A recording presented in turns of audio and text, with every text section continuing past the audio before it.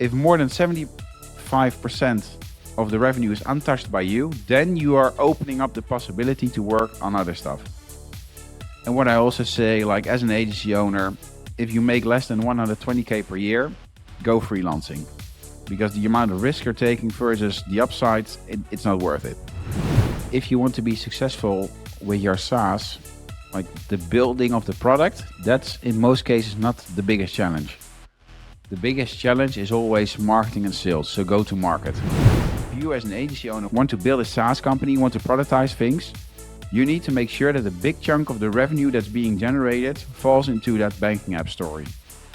You are not necessary anymore to deliver it, to sell it, but you have built a mechanism, a team that can do it for you.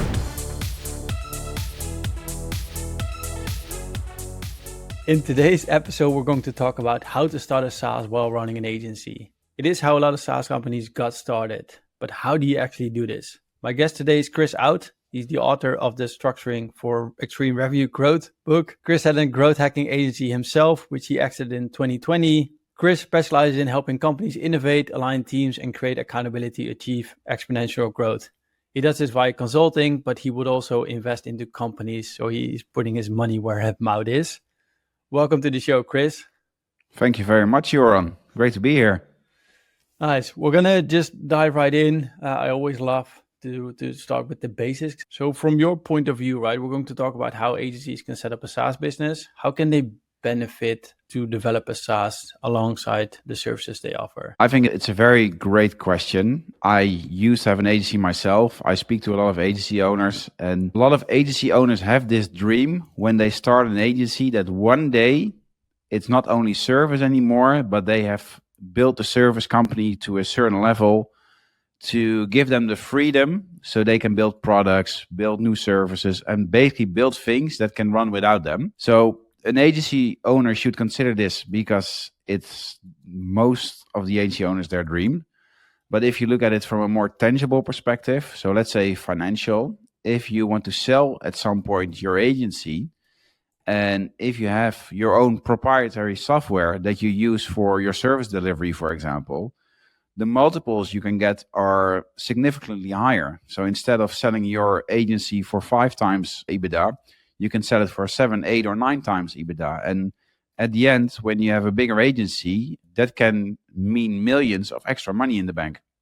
Yeah, and is that the case? Is it a dream for every agency to not sell their hours, but to have a product, have the higher multiples at the end, but more as in not selling hours for an agency?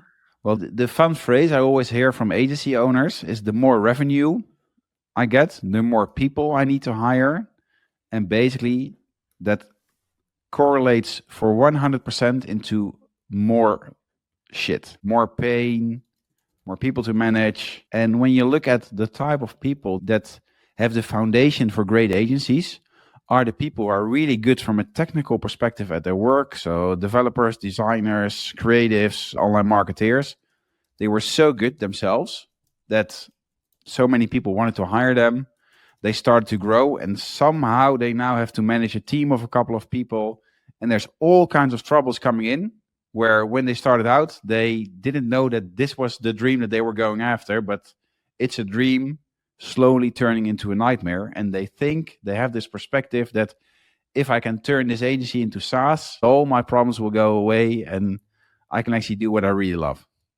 Yeah. And maybe we'll keep the answer that do the problems actually go away until the end? But I think I know the answer, building a SaaS. But one more question, real basic. How is it going to be different building a SaaS as not having an agency versus when you already have an agency? I think if you look at what's the essence of business, that's always the question I like to answer in these type of settings, is your SaaS or your agency is basically a mechanism to get your client from point A to point B. If you already have an agency, people are already paying for services that get their client from point A to point B. And the biggest mistake I see with a lot of SaaS companies that start out basically with a big pile of money to build a product is that they get so in love of the mechanism that they build something that nobody actually needs. I've made that mistake with my first business, built an amazing product, 1 year gone, nobody wanted to buy.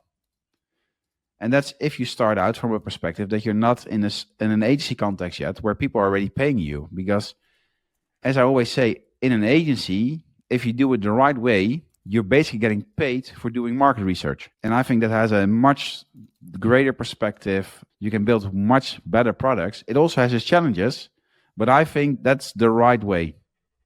And then if we're going to talk about these challenges, what are the common mistakes SaaS or agencies make while trying to build a SaaS company? The biggest mistake is not aligning your SaaS with the ICP you're already serving. So let's say in my old days, we had a growth hacking agency where we were serving a certain type of clients. And then we built a software for a completely other demographic. Let's say your main clients are now B2B SaaS, and then you build software for pet owners, for e-commerce stores, for pet owners. Like, it doesn't make any sense because you have to set up twice the marketing engine, twice the sales engine. Well, if the SaaS you're building is basically an upsell or a cross-sell or a more deeper layer of your service, then you only have to do the sale one. You only have to do the marketing ones. So I think no ICP overlap results in doubling the cost of acquisition. You can't boost lifetime value, because I think that's a great thing. If you can add a SaaS to your agency, you can really boost lifetime value. So I think that's a very big mistake. And it's also a very costly mistake, because if you think about selling your agency at some point and you can sell it for 5 times EBITDA, if you spend 200K per year on building your SaaS, which doesn't resonate, you're actually spending more than $1 million on it. The opportunity cost can be very big if you don't do it the right way. Yeah. And I'm curious because you did it, you made that mistake, right? So you had some convictions that you had to go to a different market. If we dive a little bit deeper, what were your thoughts around it? And then how can other people avoid making that mistake? I think the agency context I was in is that at some point we were working with 2 agencies on 6 different software initiatives. And I think in essence why we did that is because we were all so in love with the perspective, with the dream of at some point having something that could run without us. But at the end, what we all missed is that step 1 is making sure that the agency, your platform company, is already profitable enough, self-sufficient enough, gives you the time that you can work on these things. Because if you're all doing it at the same time, if you look at books about essentialism, doing the one thing, these type of things, scattered focus will bring you nowhere. So you have to reach certain milestones, build some kind of freedom for yourself, also build a way to finance that freedom.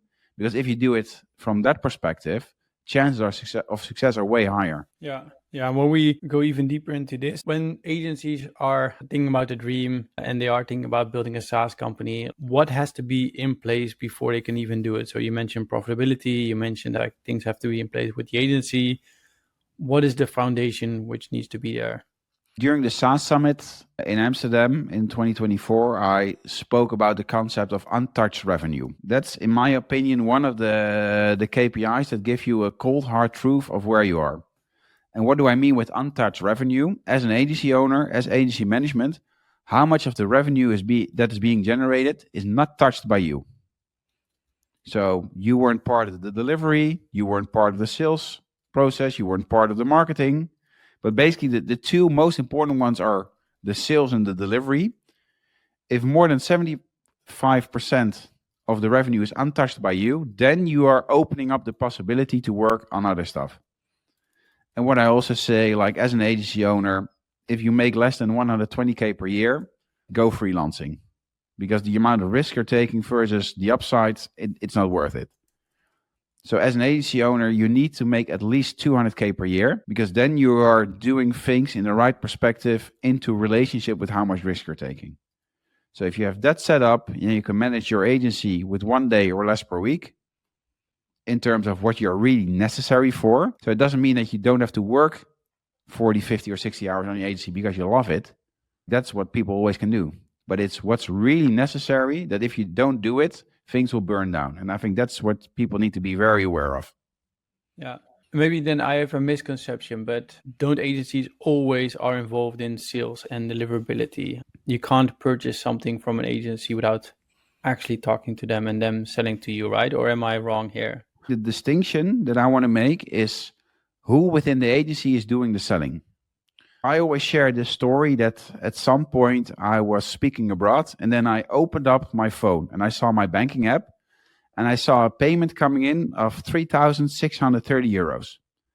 And it was a payment by a company I didn't know, which I thought that was a true tipping point because it meant that the sale was made by somebody else, the delivery was made by somebody else, and actually it was good enough that they paid for it. And what I mean in this context is if you as an agency owner want to build a SaaS company, want to productize things, you need to make sure that a big chunk of the revenue that's being generated falls into that banking app story.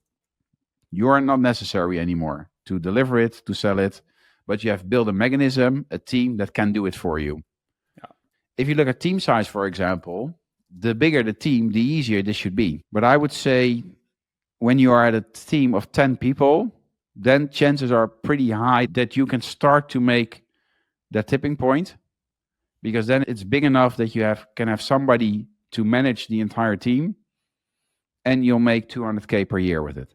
So if you have to put a revenue number on it, team size and revenue size, it's going to be 200K. 200K of EBITDA, I would say, or seller discretionary earnings. So management fee plus the dividends. And I would say aim for $1 million plus in revenue. I have clients that have revenues of 600-700K per year and they take home over 300K, but still they are necessary in an extent that it's still too much to transition towards a SaaS company. Want to learn how Expandi made over 100K in a year by having other people recommending them? By simply listing their affiliate program in the Reddit marketplace, they received new affiliate requests, which turned into traffic, which turned into recurring revenue. Want to learn more? Go to getreadythis.com. So let's say there's now agencies listening to this and they fit the criteria. We also talked about fit it to your ICP, right? So don't go abroad. How can agencies define what kind of SaaS they should go for, or any tips for next steps here right now? So I would say the building SaaS is like a muscle that you can train. It's a skill set. There are a lot of problems you will encounter that you're not aware of.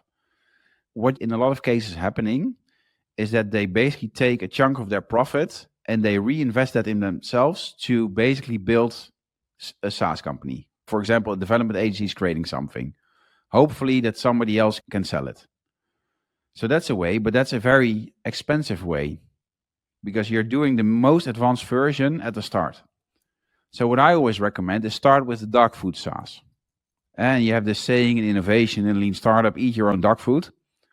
I think a great example was a former client of mine. They built an influencer marketing platform years ago.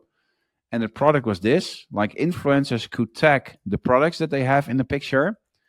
And then if they were tagging these products, they could earn an affiliate commission, which sounds nice on paper because they make a photo and then they can make money out of it.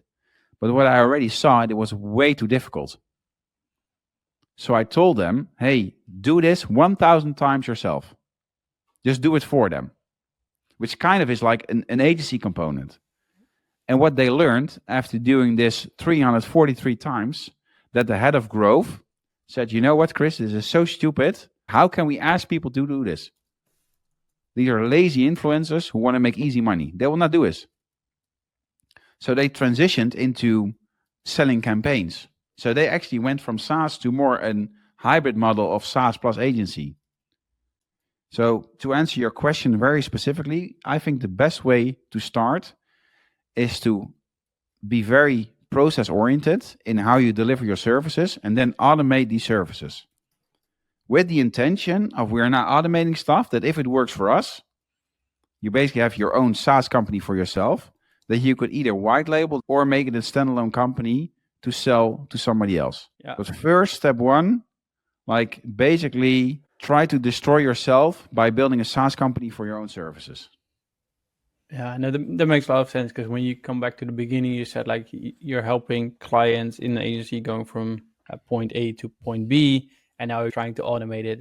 You can build a SaaS around it, or you figure out if a SaaS actually makes sense in this stage. I'm now working, for example, a client of mine is an agency and they are in the UCG content creation. So doing video shoots, but also getting like influencers to create videos for products. And they are in the e-commerce space. It's crazy how much you can automate in that sense. They have built a process where they can charge a fifth of the price of somebody else. They can still deliver it with higher margins because everything is automated. But they're doing that with the intention of, if we have this working and we can make some money with the agency, but if we can package this in a way and sell this to other agencies who are trying to do this, like then we're not necessary anymore on a daily basis. Because that's like the next question, right? You start with automating your services, then you probably start with your own clients first. Steps after, once you have the SaaS and you're selling it like a fifth of what the others are offering, so it's a lot lower than the services you're probably offering. What should they do next? You mentioned already going to other agencies. How can they start growing it? I think the nuance that I want to make is that you have automating your process and you have automating your process with the intention, with the viewpoint to someday somehow create a SaaS company out of it. And I think not enough agencies are already doing the first thing, just be smart in automating stuff. But the really smart ones, they automate it with the intention to someday create a SaaS out of it. Because those are the entrepreneurs I work with, the entrepreneurs that want to build a portfolio of companies. And if you do it step by step, you first have your dog food SaaS, then you see that's working. If you see that the opportunity is big enough, you can either white label it, sell the framework to somebody else, help them with the implementation, or repackage it. But if the opportunity is so big, you can make a standalone company out of it. There's not one good way or wrong way, but it always is playing between how much risk you want to take, what's the upside, what's the context your agency is already in. But dog food, white label, self-funded, the more you go to the right, the more risk, but also the higher reward in the long term. Yeah. Nice. When we talk about building, again, a SaaS next to the agency, like any other processes or maybe strategies they can follow or they can develop to really be successful with their SaaS? In essence, if you want to be successful with your SaaS, like the building of the product, that's in most cases not the biggest challenge. The biggest challenge is always marketing and sales, so go to market. Like I've seen more SaaS fails because the go to market wasn't there versus like tinkering the product. Like I was speaking with a SaaS company to acquire them or get like a big chunk in them. These are guys that are already working for 4 years on a product, but they could already sell it. And I'm a very big fan of Dane Maxwell with the book Start From Zero, where he shares like a very nice framework on how you can basically pre-sell the SaaS without writing a line of code. So that's really also part of my philosophy. First you sell, then you build. And if you are not able to sell it, don't waste time building it. Is that what a lot being the issue, that they are able to develop a product, but they're not actually to sell it? Yeah, because it's very logical also. Eh? You are in love with your product. You've built something. And then if you share it with people, the chances are higher that they think it sucks compared to that moment when they are like, holy shit, this is amazing. I think that's also a very big difference between services and SaaS, or how I would say it in my world, the biggest difference between public speaking and writing a book. If I'm doing public speaking, if I'm doing a workshop, I can immediately adapt based on the feedback that I see in the audience, which stories I share, the tonality. Like, so there's always like you have the opportunity to improve yourself on the spot. While with a book or a SaaS, this is it. This is the code. This is the written word. You're not able to adapt it on the spot, which means it needs to be really good to turn into a aha moment for people. And if you have to sell and something is not good enough, it means you need to tinker. Which feedback are you taking into account? Like a lot of SaaS entrepreneurs that failed weren't willing to have a bruised ego at the start. Yeah. But a bruised ego can be very valuable. Is this problem bigger with agency owners because they might already have a big ego? No offense, but you're already running a really good business, right? If you're following the structure you mentioned, so you already have like a really running good business, you might already cut down to 4 days as you mentioned. So you might have this ego already, we're doing really well. Yeah, if you take the line of thinking that agencies are being hired from an expert perspective, An agency can do something that the client can't do. So they hire the expert to help with strategy and execution. If you follow this line of reasoning, the more expert you are, the tougher it is to turn it into a very simple product. A story I always share with people who are like structuring their agency in a way that's the most profitable for them. They always say, we want to be a partner for growth for our clients. And then I tell them, be careful what you wish for. Because if you want to be a partner for growth, it means your people have to be very strategic, which means you have to hire very expensive people, which means you're competing with a certain type of other agency, with the big consulting companies. But if you say we are the best analytics agency and you have a certain framework on how you do Google Analytics audits, where your entire team can do it, it's maybe less sexy, but it's way more profitable and way easier to turn into a SaaS. Yeah. So I guess here the advice would be, if you are a bit more niche with your SaaS, or already have a clear positioning, then it's also easier to figure out where can you start building it. Yeah, and the shift from agency to SaaS is also from ego and having a lot of control on how it's adopted within the client, compared to the situation where your ego should be completely gone.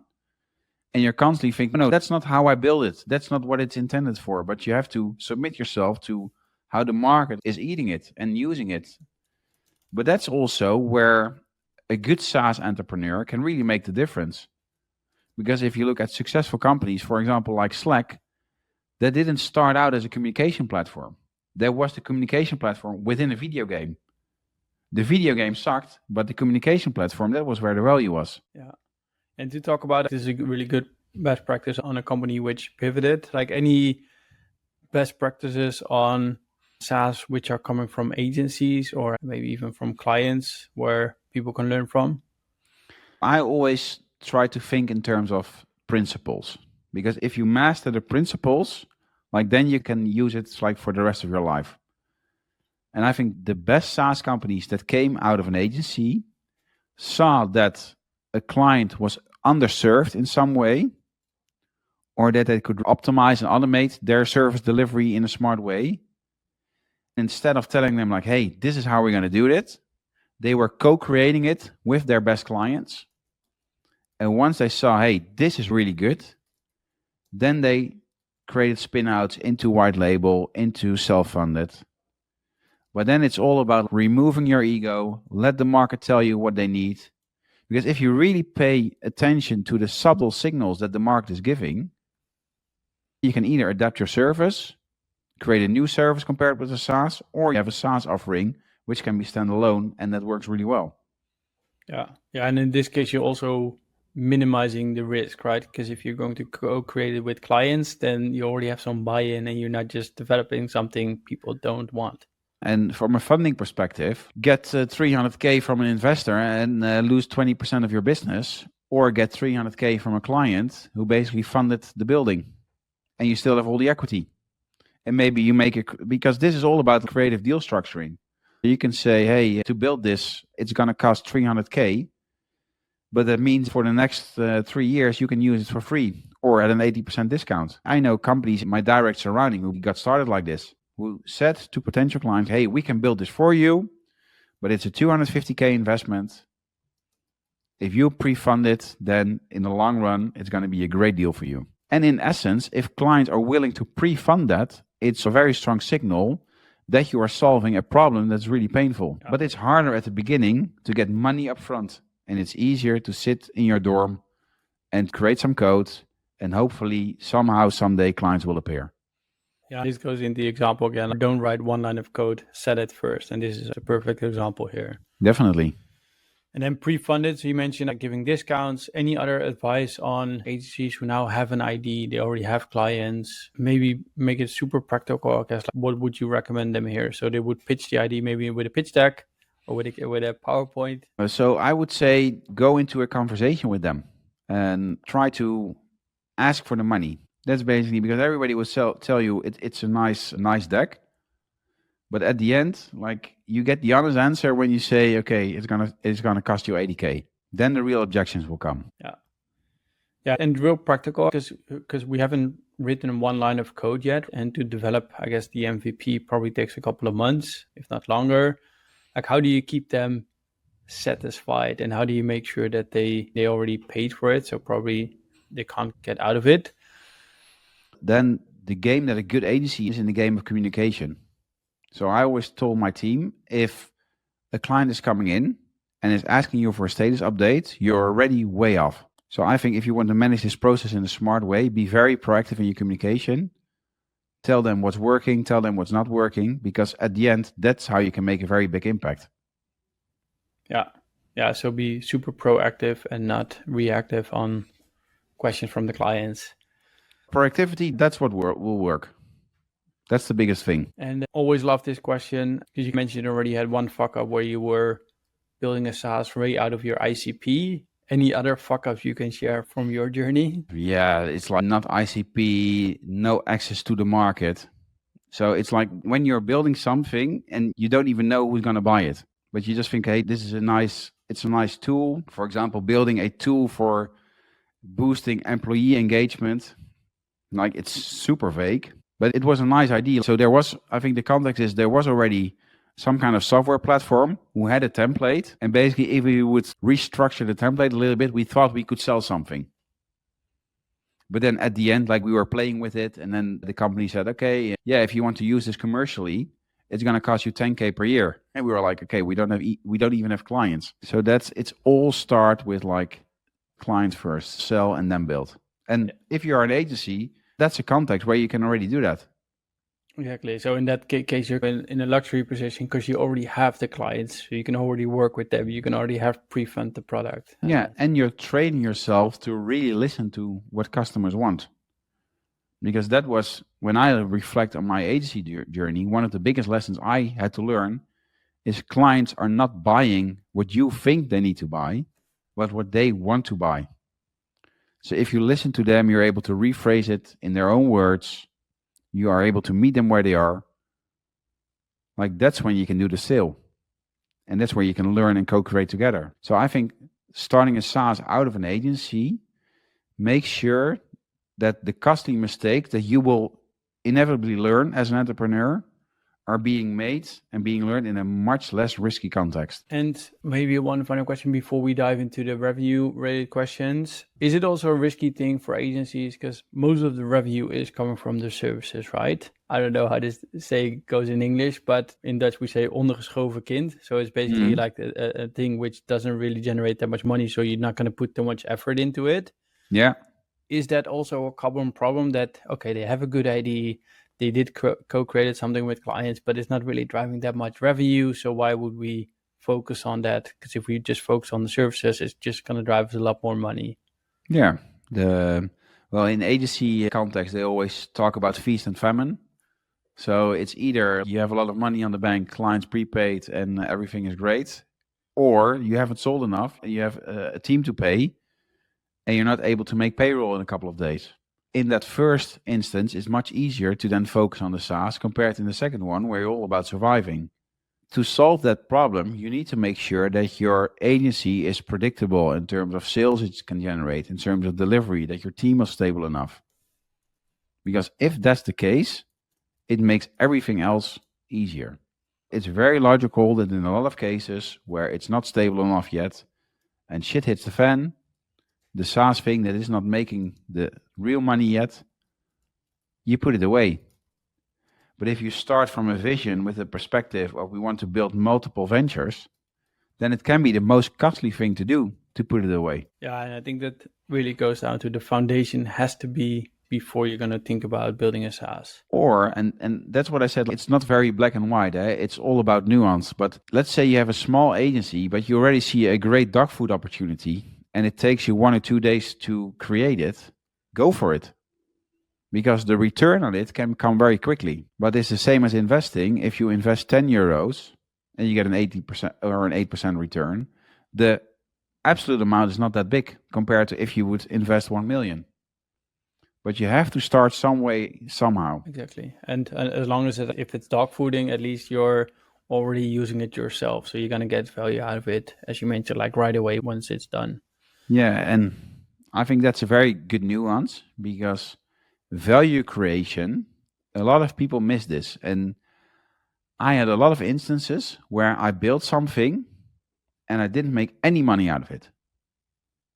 But the lessons that I learned from it, repackaged in a new service, that's where I made the money. Or because I tried to build something, I went into conversation with people, didn't sell them anything. Then I had another offer, but I already knew these people. So then I tried to sell them again and then it worked out. So I call this the derivative effect of value. If you are creative enough, you can always turn something into something valuable. Yeah, you just have to start somewhere. Nice. When we going to take the conversation a little bit more broader, so if we're going to talk about growing a B2B SaaS in general, what kind of advice would you give a SaaS founder who's just starting out, either from an agency or not? That doesn't matter for this question, and is growing to 10K monthly recurring revenue. The most important thing, it's not validated yet, so don't get in love with your mechanism. Just make sure that clients are really happy to transfer you that money. And if that means that 5% of the mechanism that you serve is SaaS and 95% is service, okay, that's already a great start, because then you can transition towards how can we do this delivery with more SaaS and less service.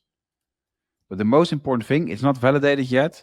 So make sure people are really happy with what you serve, because that's the foundation you need to grow further. Yeah, so really doing the things that don't scale, especially at the beginning.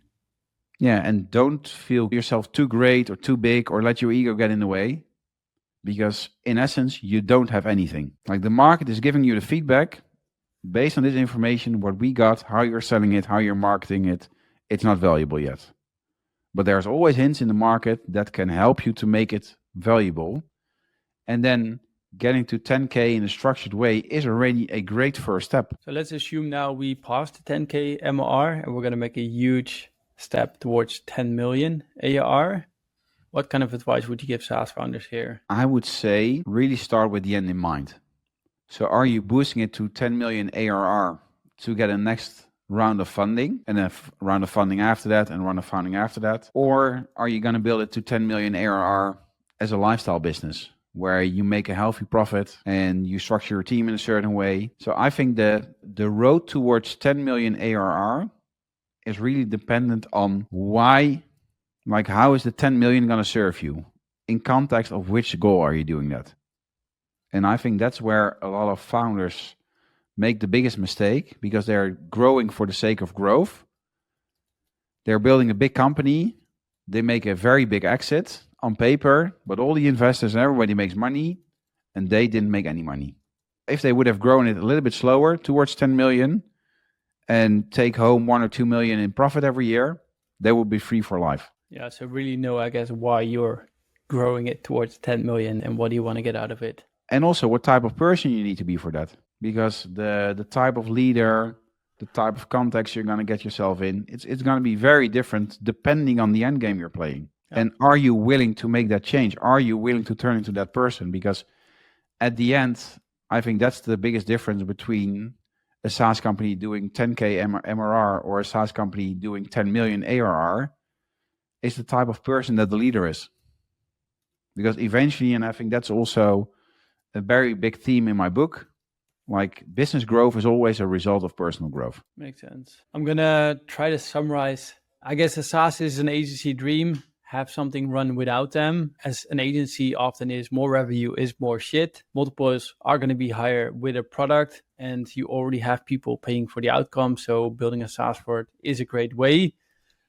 Mistakes you can make do align the ICP with your SaaS. So make sure that you're focusing on the same type of clients. When you start building, figure out how much untouched revenue do you have right now. So as a founder, I guess 70%, you don't want to be involved in sales delivery anymore. Make sure you have more than 200K EBITDA. Your agency has to be predictable. It has to be stable enough to actually start a SaaS. And if you want to get started, start with a dog food SaaS. So automate your services with the intention of creating a SaaS out of it. Or co-create something with clients, have them pre-fund the product, and then from there, you can actually white label it or make it a standalone product. Developing the product is often not the problem, but the GTM will be the problem, because the more expert you are, the harder it is to develop a simple product. So make sure you put your ego aside should be actually completely gone, as you mentioned. And then when we talk about building a B2B SaaS company, 10K MLR, make clients happy, don't care about foodie SaaS, do services, do whatever it takes to make them happy. And then we talk about 10 million ARR. The road is different based on the exit intent. So are you growing an exit? Are you growing towards an exit? Or are you actually trying to build a lifestyle business? I hope I summarized it well. I think it really covers a lot of what we spoke about, so that's great. Nice. If people want to go deeper on this topic and want to reach out to you, how can they do? Connect with me on LinkedIn, Chris Out. I'm also in the process of writing a book about this, so probably a lot of people will learn a lot about this in the foreseeable future, but we're still figuring out how we're going to dog food this, but it's going to be great. Nice. So that's actually your third book then right now, right? Yeah, third book. But the second book that I fully write myself, but the third book I'm involved in. Okay, cool. What we're going to do is we're going to add a link towards your LinkedIn. We're going to add a link towards your book, which is called Structuring for Extreme Revenue Growth. And we're going to add a link towards your site so people can find you. For people listening, make sure you leave us a review on the platform you're listening right now and fill out the poll we're going to add to this podcast. Thanks for coming on, Chris. Thanks, Joran. Thank you. Thank you for watching this show of the Grow Your B2B SaaS podcast. You made it till the end, so I think we can assume you like this content. If you did, give us a thumbs up, subscribe to the channel. If you like this content, feel free to reach out if you want to sponsor the show, if you have a specific guest in mind, if you have a specific topic you want us to cover, reach out to me on LinkedIn. More than happy to take a look at it. If you want to know more about Veritas, feel free to reach out as well. But for now, have a great day and good luck growing your B2B SaaS.